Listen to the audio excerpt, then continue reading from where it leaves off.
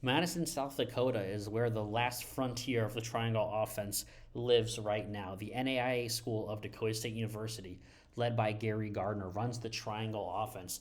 And as you guys know, I'm a Triangle enthusiast student, disciple, fanatic, however you want to call it, it's okay with me. And I want to go over how Dakota State runs the Triangle offense in 2020, 2021. I think this will be a lot of fun. I'm going to go over all the entries and a couple of different things they do. And let's get into it, starting off again with that first possession. So one thing I love about these guys, they really compete. They try hard. Here, I'm going to pause it real quick. You're going to have the classic triangle spacing. You have the triangle filled on the strong side. You have the four-man on the opposite block, and the two at the top of the key. Here we have a center entry. Now, one thing you'll notice right away is in this variation of the triangle that Coach Gardner does and Dakota State does is the corner player man will always cut to the basket, and the wing player that enters the ball to the center will always do a split cut action for the player at the top of the wing. So here we have a split, and the center will take this time with the space to drive. So the changes in this version of the triangle really emphasize more two-man game spacing overall here. So I'm going to go with the center entry. Then we're going to go to the reverse top of the key, backdoor step, and then corner. Here, once again, we have a center entry, post split cut action. A center has time, reverses it, another pass, and we have a three-point that's made. There is an example here where I saw the actual center was right here. You'll see where the center actually is able to make the dump off pass to the corner cutter since his defender gets sleeping. That's the only example I found of it in watching their half court possessions this year. And Dakota State's played about 4 to 5 games this season due to the truncated year due to COVID. Here we're now in the reverse. So you have the two-man game.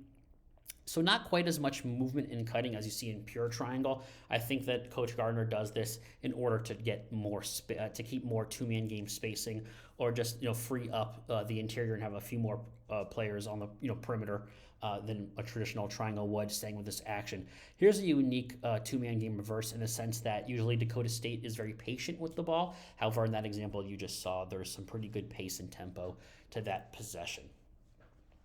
But, I don't know the scouting of NAIA. I'm not familiar with the resources. However, one thing that I've noticed as well, is that there really isn't any supreme difficulty in getting into the offense.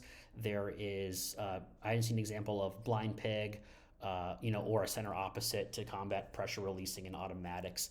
Tends to be rather not a simple process, but not as difficult as you've seen historically in teams getting into the triangle.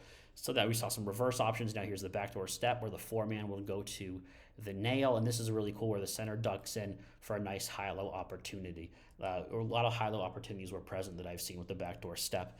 In fact, when considering all of the primary entry options, the backdoor step was the most common entry that I saw Dakota State run out of. Here is a nice dribble handoff to the two-man game with actually the four and the three-man, which you usually don't see, and it's reversed to another two-man game for a turnaround mid-range. So there is some slight tweaks. Obviously, this is not the pure triangle they're used to seeing the Bulls and Lakers run, for example. Here we have, as you saw, the center into the opposite block to set up the triangle. We have the corner series here now with the dribble handoff for a nice floater for a two. So even though you've seen the center change blocks, there really isn't any combativeness or any automatics need to be done to combat pressure to get into the triangle. Once again, have a reverse here.